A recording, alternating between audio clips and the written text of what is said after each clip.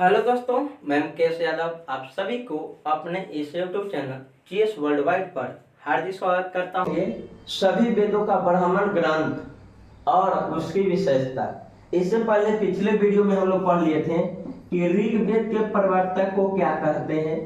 तो ऋग्वेद के प्रवर्तक को कहा जाता है प्रजापति। प्रजापति प्रवर्तक मतलब होता है आपको प्रवचन देने वाला। क्लियर है यहाँ तक? प्रवर्तक या प्रवचन देने वाला।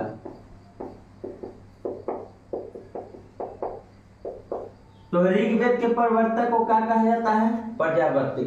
सामवेद के प्रवर्तक को कहा जाता है नारद। उसके बाद आ जाएगा कि यजुर्वेद के प्रवर्तक को तो विश्वामित्र।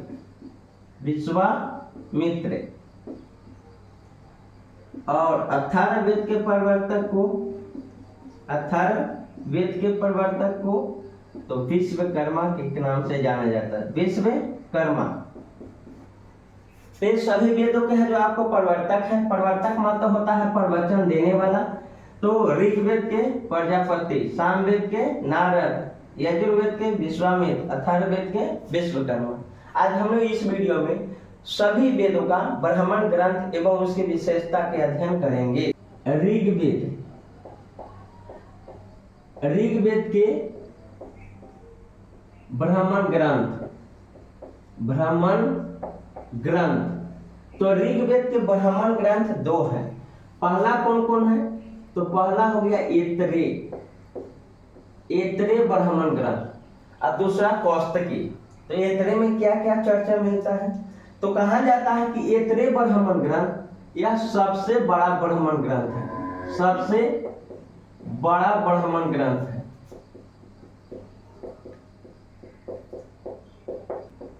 राजा की राजस्व की चर्चा मिलता है। राजा हरिश्चंद्र की कथा मिलता है। हरिश्चंद्र की कथा, राजा हरिश्चंद्र की कथा है जो ऐतरेय ब्राह्मण ग्रंथ में किया गया है। इसमें आता है आपको राजसू यज्ञ की चर्चा किया गया है। और ऐतरेय ब्राह्मण ग्रंथ ऋग्वेद के साकल शाखा से जुड़ा हुआ है। ऐतरेय ब्राह्मण ग्रंथ ऋग्वेद के साकल शाखा से जुड़ा हुआ है। साकल शाखा से जुड़ा है। क्लियर है यहाँ तक? कहेगा किसकी चर्चा है? तो मानव की आचरण एवं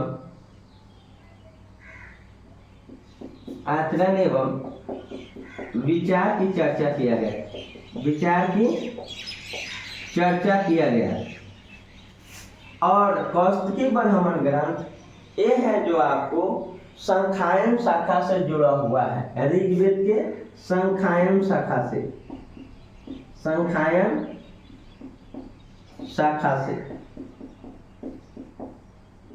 तो संखायन शाखा से जुड़ा हुआ है आपको कौस्तकी। क्लियर है यहाँ तक? अब इसके बाद हम लोग देखेंगे सामवेद के ब्राह्मण ग्रंथ।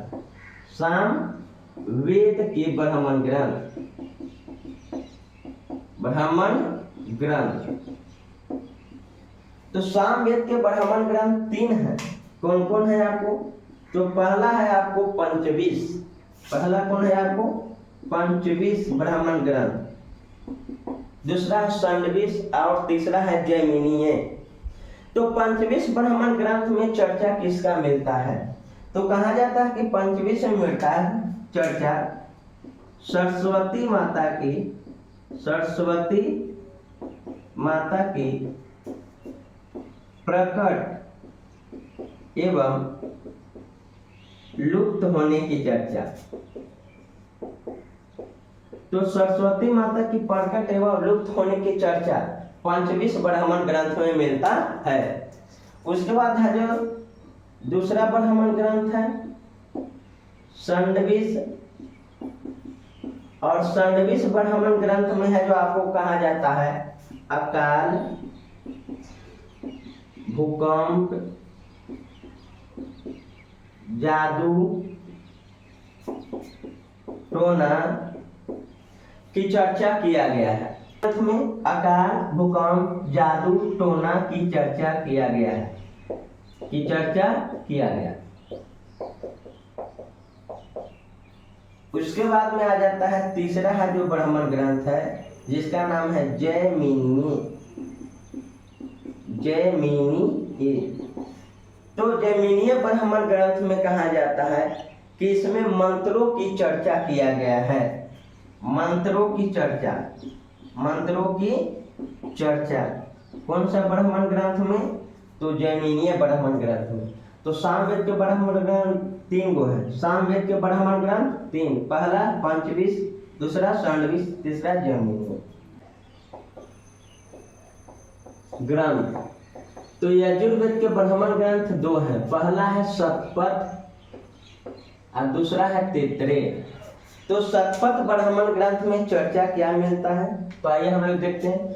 शतपथ ब्राह्मण ग्रंथ में मिलता है मानव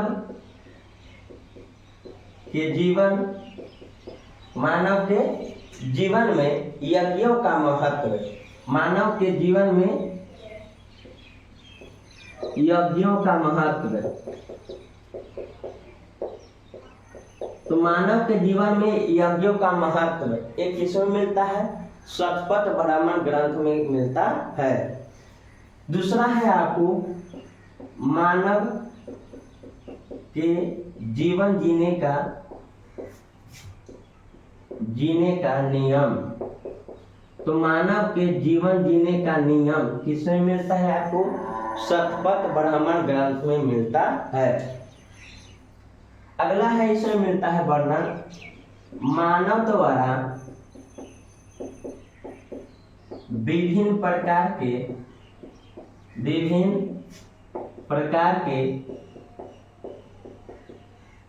कृषि करने का प्रमाण।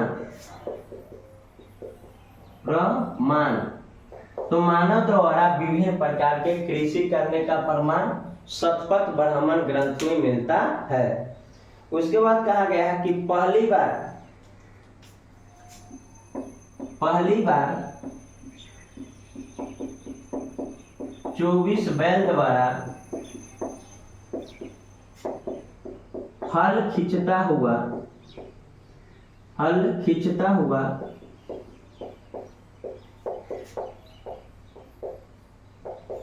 प्रमाण मिला है। तो पहली बार 24 बैल द्वारा हल खींचता हुआ प्रमाण कौन सा है जो ब्राह्मण ग्रंथ में? शतपथ ब्राह्मण ग्रंथ में मिला है। तो शतपथ ब्राह्मण ग्रंथ। दूसरा ब्राह्मण ग्रंथ है आपको तैत्तिरीय ब्राह्मण ग्रंथ, जो कि तैत्तिरीय ब्राह्मण ग्रंथ में मानव को नक्षत्रों के बारे में जानकारी दिया गया है कि मानव को नक्षत्रों के बारे में जानकारी।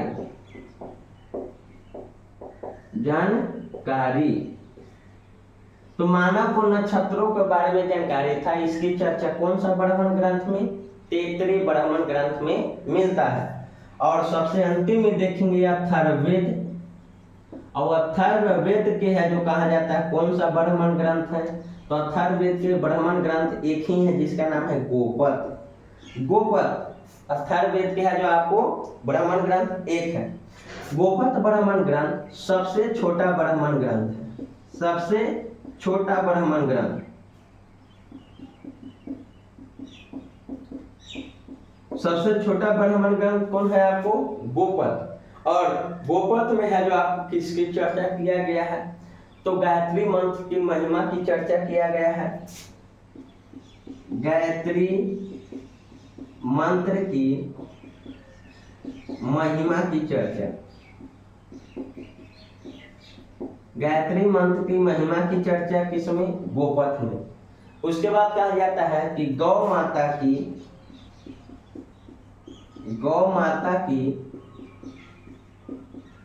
पूजा, गौ माता की पूजा की चर्चा एवं उसके महत्व। गौ माता की पूजा की चर्चा एवं महत्व तो ये सभी किस में मिलता है आपको? गोपथ में। सबसे छोटा ब्राह्मण ग्रंथ गोपथ और सबसे बड़ा कहेगा तो ऐतरेय ब्राह्मण ग्रंथ। क्लियर है? तो ये है जो आपको इतिहास के जानकारी के स्रोत में आपको प्रमुख ब्राह्मण ग्रंथ है।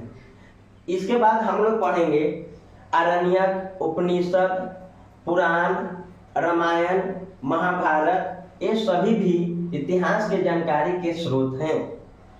तो अब मिलते हैं अगले वीडियो में।